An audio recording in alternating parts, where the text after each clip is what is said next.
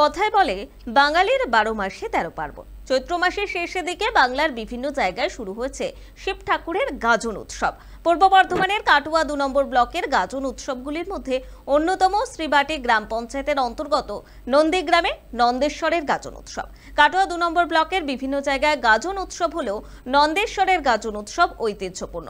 বহু বছরের পুরনো নন্দনেশ্বর গাজন উৎসব এবার সন্ন্যাসী হয়েছে 61 জন। 9 এপ্রিল থেকে শুরু হয়েছে বাবা নন্দেশ্বরের কাছে সন্ন্যাস গ্রহণ। বুধবার সন্ন্যাসীদের উত্তরী হয়। রাতে নন্দেশ্বর মন্দির প্রাঙ্গণে বোলান গানের আয়োজনও করা হয়। গ্রামের যুবকদের সহযোগিতায় একটি দলও গঠন করা হয়েছে এবং এই দলে 13 জন সদস্য রয়েছে। একজন ওস্তাদ দলের নেতৃত্ব দেয়। কিছু ছেলে মেয়ে সেজে নাচ গান করে। বোলান গান দেখতে বহু মানুষ ভিড় জমিয়েছে মন্দির প্রাঙ্গণে।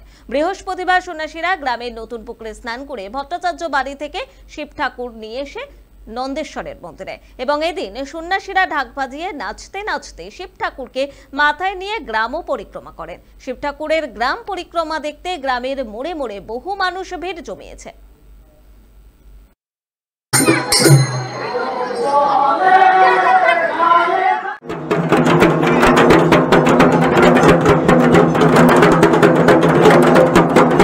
এটা কাটোয়া থানা অন্তর্গত শ্রীবাটি অঞ্চলের অন্তর্গত নন্দীগ্রামের গাজন।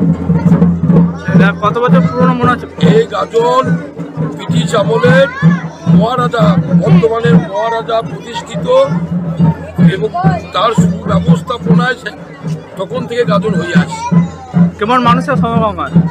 প্রচুর মানুষের সমাগম। প্রত্যেক বছর মিনিমাম 60-70টা থেকে 100 পার সন্ন্যাসী হয়।